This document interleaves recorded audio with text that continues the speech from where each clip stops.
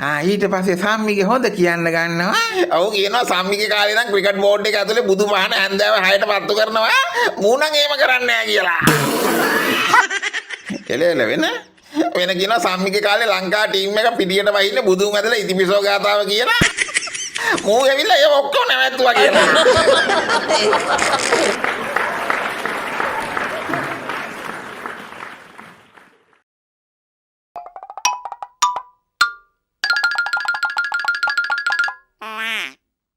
ඔන්න ස්ටාර්ට් එකේම අපි බදුල්ලේ හිතවතා මාලිමාවට චැලෙන්ජ් කරනවා. මොනෝට ඒ කාර්යයයේ වෙන මොනවට හරි නම් කමන්නේ මැයි දිනේ සෙනග ගෙන්නන චැලෙන්ජ් එකට. ආණ්ඩුව නැති කාලෙත් මාලිමා මැයි දිනේ එක ගේමක් දෙන්න බැරි වෙච්ච අය ආණ්ඩුව තියෙන මාලිමාවට චැලෙන්ජ් කරනවා කියන්නේ. මාළුවත් එක මොහොතේ තරඟට පීනනවා වගේ වැඩක් ඔගොල්ලෝ ජමියා. ආණ්ඩුව දැන් ඕගොල්ලෝ කියන්නේ ආණ්ඩුව කවුද මාධ්‍ය මහත්තයෙක් කිව්වා නේද මහත්තයා මේ කිල්වින් සිල්ලා කියලා තියෙනවා කියලා මේ ලොකුම මැයිරැලිය ආණ්ඩුව මැයිරැලිය කරන්නේ නුවරඑළිය කරන්නේ වතුකම් කරුව ගෙනල්ලා අහුන්නේ කොල්ලෝ වතුකම් කරුවන්ට බොරුවට රුපියල් 200ක් දීලා රුපියල් 400ක් දීලා බොරුවට අන්දලා නුවරඑළිය කරන්නේ වතුකම් කරුව ගෙනල්ලා නුවරඑළියට ආණ්ඩුව මැයිරැලිය JVP මැයිරැලිය නුවරඑළියට ගෙනිච්ච ඒකයි උන්ට පෙරසිටමෝල්ද බං ඒක මාර කතාවක් නේ නුවරඑළියේ ඉන්නෙත් කම්කරුවෝ නෙවෙයිද රබ්බඩේ ඔය 200 400 කම්කරුවන්ට පඩි වැඩි කරපු දවස්වල ඒකට විරුද්ධව ඩිඟානෙටුවේ ඕකට වගේ තමයි ලැජ්ජයිනේ රබ්බඩස් දන්නේ නැත්නම් මේක දැනගන්න කම්කරුවෝ අතරත් ඉතාමත්ම දුක්ඛිතම තත්වයක හිටිය වතුකම්කරුවෝ අන්න ඒ හින්දා තමයි කාර්යය මාලිමා ආණ්ඩුවෙන් 200යි වතු හිමියන්ගෙන් 200යි දාලා 400යි පඩි වැඩි කරලා දුන්නේ ඒ අහිංසක කම්කරුවන්ට. තාමේ හිතේ කේන්තිය තියනවා වගේ රබ්බඩයට. වතුකම් කරුවන්ට බොරුවට රුපියල් 200ක් දීලා රුපියල් 400ක් දීලා බොරුවට අන්දලා බොරු කියන්න එපා බොරුව සමාජගත කරන්න එපා හරි මුන්ට අනුව කම්කරුවගේ පඩි වැඩි කරනවා කියන්නේ කම්කරුව අන්දනවා කියන එකද කොහෙද? බලාගෙන බොරු කියනකොට අහිංසක වතුකම් කරන්න රුපියල් 400ක් කියන්නේ මහ මිරක් කියලා මේ බත් ගිලින වඩේ බඩට තීරෙන්නේ නැති හැටි. කොටිම මූ දන්නේ මැයිරැලිය පවත්වන්නේ කම්කරුවෝ වෙනුවෙන් කියලා. හැබැයි මාළකු නිදහස් පක්ෂේ ජාතික සංවිධායකයා. නිසා අපි නම් ඒවට බයත් නැහැ. බලමු හෙට කොහමද අපේ මැයිරැලියයි ඒගොල්ලෝගේ මැයිරැලිය කිව්වනේ පොඩිම එකද ඒගොල්ලෝගේ මහරගම එකයි ඒගොල්ලෝගේ නුවරඑළිය එකයි ශ්‍රී ලංකා එකේ කැම්බල් එකයි දෙකම බලමු. හොඳට බලා ගන්න පුළුවන් හෙට. තුමා මෙතන විෂුවලුත් අරගෙන නුවරඑළිය විෂුවලුත් අරන් බලලා කියන්න අන්න මෙන්න ශ්‍රී ලංකා එකේ මැයිරැලියයි ටිල්ලෙන් සිල්ලයි කතාවට උත්තරේ. හානමයි අතු ගන්නවයි කියන්නේ දෙකක් පුතේ දැන් මේ වෙනකොට ඕගොල්ලෝ දැක බලාගෙන ඇති ඒ කියපු දෙයට උත්තරේ කොමෙන්ට් කරන්න දෙක බලාගත්ත කට්ටිය ඩිස්කෝඩ් ටයිම් මොකේද සෙනග වැඩි කියලා නෙවෙයි අපෙන් භාගයක්වත් මේගොල්ලන්ට කැම්බල් එකට ගේන්න පුළුවන් වුණාද කියලා. කරන්න එපා.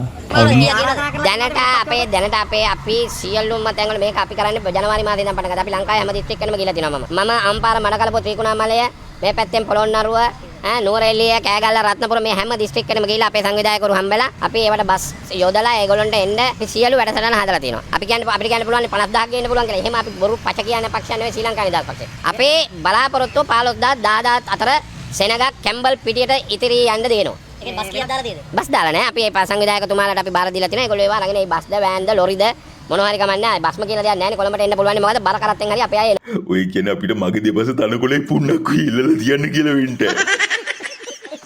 කැත කතා කියන්න එපා කාර්යය අපි තනකොළ ඉල්ලුවෙත් නැහැ පොන්නක් ඉල්ලුවෙත් නැහැ උඹලා හරි අවිනීතයි. ඒ කියන්නේ කැම්බල් එකට එන අය හාමතේ තියන්නද කියන්නේ? ඒක අපි බලා ගන්නම්. මේ තව උඹලගේ එකේ කමෙන්ට් කරලා තියෙනවා අශික්ෂිත කතාවක්. ඒ මොකේ? ඌ මගෙන් අහනවා උඹ කවද්ද අරුව අන්තිමට දැක්කේ කියලා. ඉතින් ඔය රිප්ලයි කරන්න එපා කන්නාඩි ඉස්සරහට ගියාම හැමදාම දකින්නවා කියලා. මොන පිස්සුද යකෝ එහෙම දකින්නෙත් නැහැ. අයියකෝ තොපිට එච්චර මොලයක් නැද්ද මගේ බඩගෙඩියටත් ඌව වැහෙනවා කන්නාඩිය බඩගෙඩියටත් ඌව වැහෙනවා. බඩගෙඩියේ මීයකා ඉන්නවද නැද්ද කියලා කොහොමද දන්නේ? මම මොකක් කරේ නරක දෙයක්වත් එහුවද කුටි? අයියෝ උඹත් කරන වැඩේ ඒකනේ කාරින් බහලා තියෙනවා 2006ද? 2006ද මුලින් බල්ලයි මූ එදා මොකෑ කිව්වේ කියලා? අද මට ආරංචි ක්‍රිකට් පාලක මණ්ඩලයේ විධායක කමිටුව ගැදවලා තියෙනවා කියලා අවස. අපි බොහොම ආරංචියක් තියෙනවා සම්මි සිල්ලා මැතිතුමා ක්‍රිකට් පාලක මණ්ඩලයේ සභාපතිවරයා ස්ටෙප් ඩවුන් වෙනවා. හැබැයි ක්‍රිකට් පාලක මණ්ඩල ව්‍යවස්ථාව අනුව සභාපතිවරයා ස්ටෙප් ඩවුන් වුණොත් උපසභාපතිවරු දෙදෙනෙක් ඉන්නවා. දෙදෙනා එක්කෙනෙක් පත් කරගන්න වෙනවා. එහෙම නැත්නම් මේ මුළු කමිටුවම ඉල්ලාස් වෙන්නේ. මන් දන්නේ විදිහට මේ කමිටුව ඉල්ලාස් වෙන්නේ නැහැ. නහුතටම හානවනේ. සිල්ලා මැතිතුමා බැරිලාට ස්ටෙප් ඩවුන් කළොත් ඒ පුටුවේ වාඩි වෙනවා රවීන් වික්‍රමරත්න හෝ Jayantha Dharmadasa. What are you saying? What are you saying? What is he saying? හරිද? ඒ දෙන්න එක්කෙනෙක් ඉදිරිපත් වුණාම ව්‍යවස්ථානුකූලයි.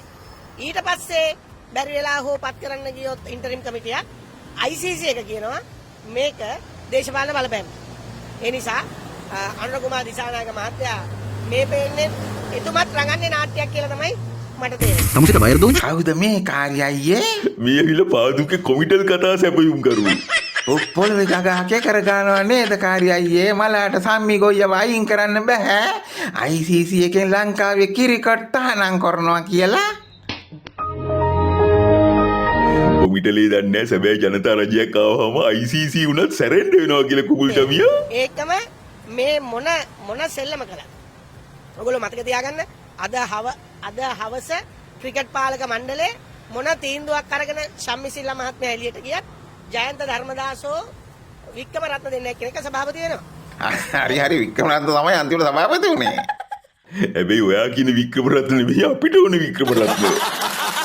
ඊට පස්සේ අනුර කුමාර දිසානායක මැතිතුමාට ඉන්ටරිම් කමිටි දාන්න බෑ. මොකද්ද? හරිද? ඉන්ටරිම් කමිටියක් බැරි වෙලා හරි දැම්මත් මාස 3යි පුළුවන්.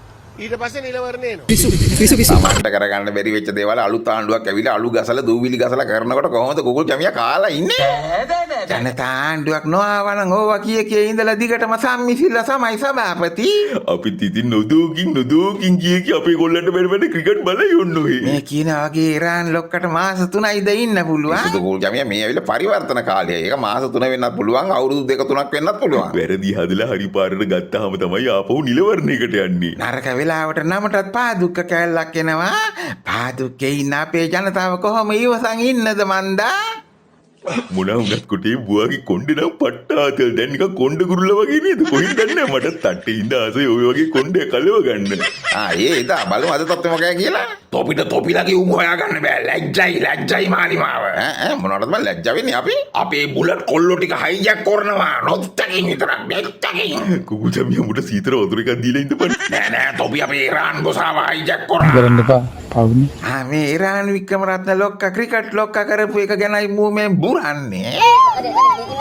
ඇයි තොපිලට වැඩ්ඩු නැද්ද? අපිටම කෙලින්නේ. කතාව ඇත්තකට උඩ අයියේ ඒකත් මාර ප්‍රශ්නයක් නේ.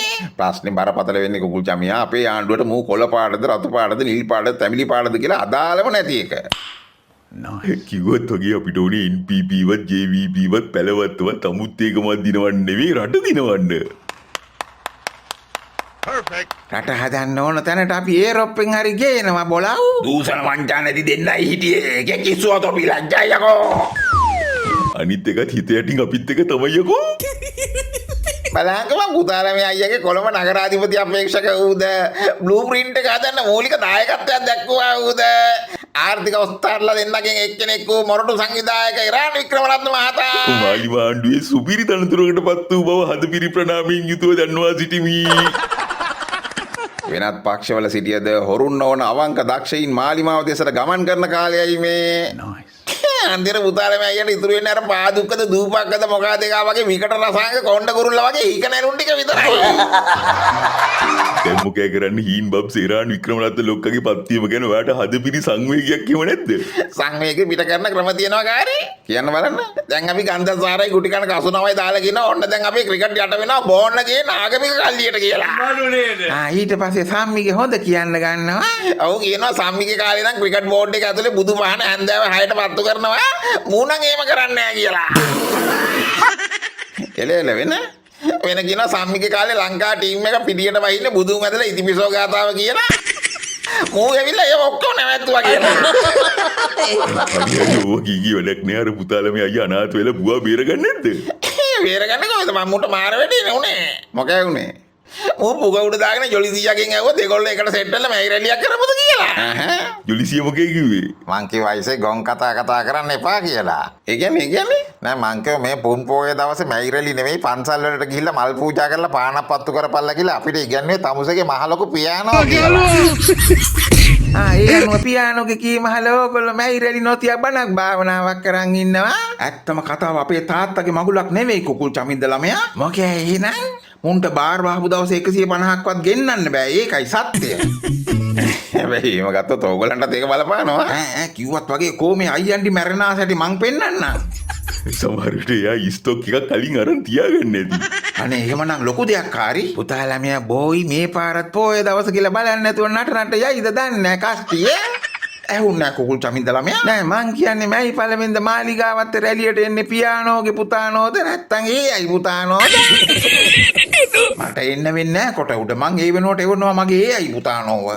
ඒමකෝ ඒක හරි නෑනේ. ඇයි මෝඩියෝ මං මාලිගාවත්තට ගියොත් ඒ මල යකා ජලා ළඟට රිංගනවනේ.